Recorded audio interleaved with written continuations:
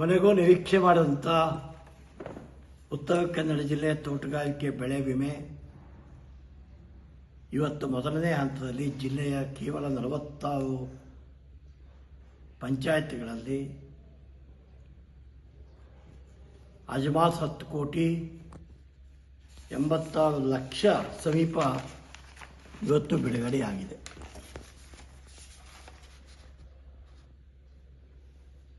$10 ಕೋಟಿ 96 ಲಕ್ಷದ ಹಣ ಇವತ್ತು ಬಿಡುಗಡೆಯಾಗಿದೆ. ರಾಜ್ಯ ಸರ್ಕಾರ ಸಾಕಷ್ಟು ದೊಡ್ಡ ಪ್ರಯತ್ನಗಳನ್ನು ಮಾಡಿದಾಗ್ಯೂ ಕೂಡ ವಿಮಾ ಕಂಪನಿ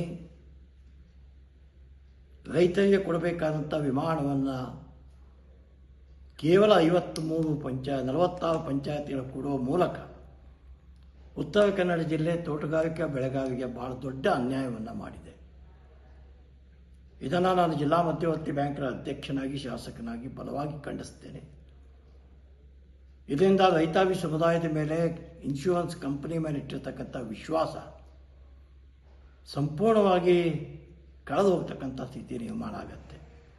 ಅಷ್ಟೇ ಅಲ್ಲ,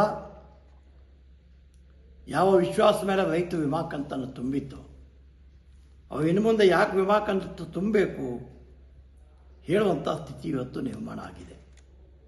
ಇದಕ್ಕೆ ಇವತ್ತು ಕರ್ನಾಟಕ ಸರ್ಕಾರ ಇವತ್ತು ಬೆಳಿಗ್ಗೆ 28ನೇ ಡೇಟಿಗೆ ಕೇಂದ್ರ ಸರ್ಕಾರದ ಅಗ್ರಿಕಲ್ಚರ್ ಸೆಕ್ರೆಟರಿ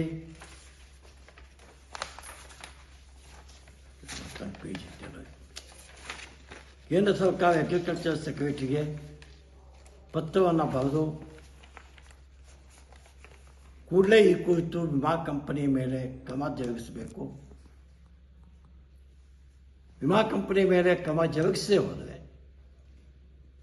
ಉತ್ತರ ಕನ್ನಡ ಜಿಲ್ಲೆ ರೈತಾಪಿ ಸಮುದಾಯಕ್ಕೆ ಭಾಳ ದೊಡ್ಡ ಅನ್ಯಾಯ ಆಗುತ್ತೆ ಹೇಳುವಂಥ ಮಾತನ್ನು ಇವತ್ತು ಸ್ಪಷ್ಟಪಡಿಸಿದ್ದಾರೆ. ಮತ್ತೊಂದು ಪೇಜ್.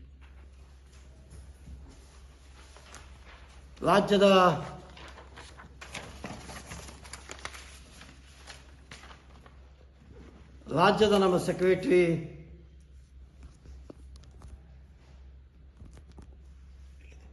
ಶ್ಯಾಮಲಾ ಇಕ್ಬಾಲ್ ಅವರು ಕೇಂದ್ರದ ಸೆಕ್ರೆಟರಿ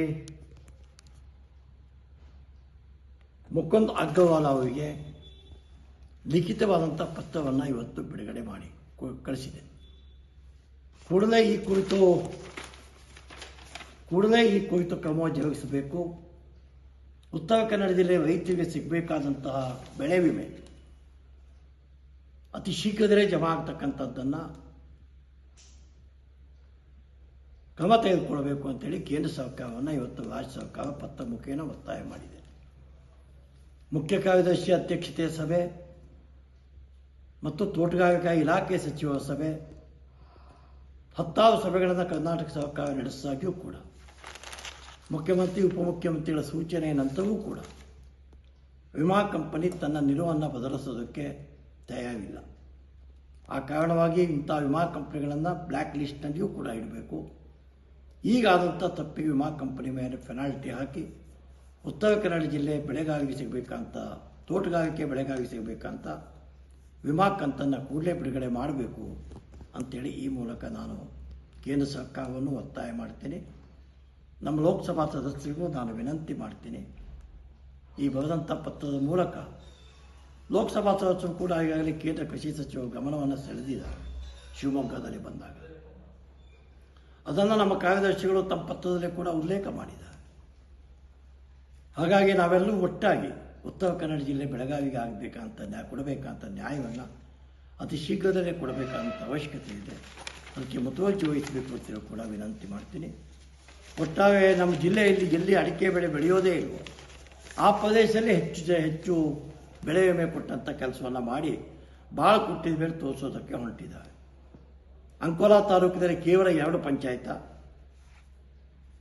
ಹೊನ್ನಾವರ ತಾಲೂಕಿಗೆ ಮಾತ್ರ ಸ್ವಲ್ಪ 10 ಪಂಚಾಯತ್ಗಳಿಗೆ ವಿಮೆ ಬಂದಿದೆ.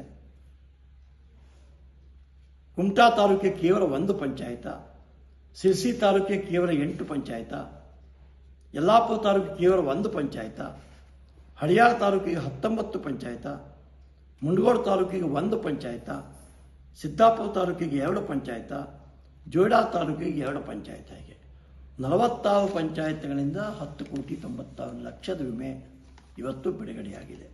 ಇದರಿಂದ ಉತ್ತರ ಕನ್ನಡ ಜಿಲ್ಲೆ ಇನ್ಶೂರೆನ್ಸ್ ಕಟ್ಟಿರ್ತಕ್ಕಂಥ ಬೆಳೆಗಾರ ನಿರಾಸೆಗೆ ಒಳಗಾಗಿದ್ದಾನೆ, ವಿಮಾ ಕಂಪನಿ ಮೇಲೆ ಆಕ್ರೋಶಕ್ಕೆ ಒಳಗಾಗಿದ್ದಾನೆ.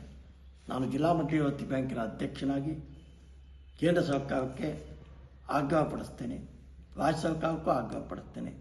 ಈ ಕುರಿತು ಕೂಡಲೇ ತ್ವರಿತ ಕ್ರಮವನ್ನು ತೆಗೆದುಕೊಂಡು ನಮಗೆ ಸಿಗಬೇಕಂತ ನ್ಯಾಯವನ್ನು, ನಮಗೆ ಸಿಗಬೇಕಂತ ಇನ್ಶೂರೆನ್ಸನ್ನು ವಿನಾಕಾರಣ ವಿಮಾ ಕಂಪನಿ ಅನಗತ್ಯ ಅನಗತ್ಯ ತೊಂದರೆಗಳನ್ನು ಪಡಿಸಿ ನಮಗೆ ತೊಂದರೆ ಮಾಡಬಾರದು.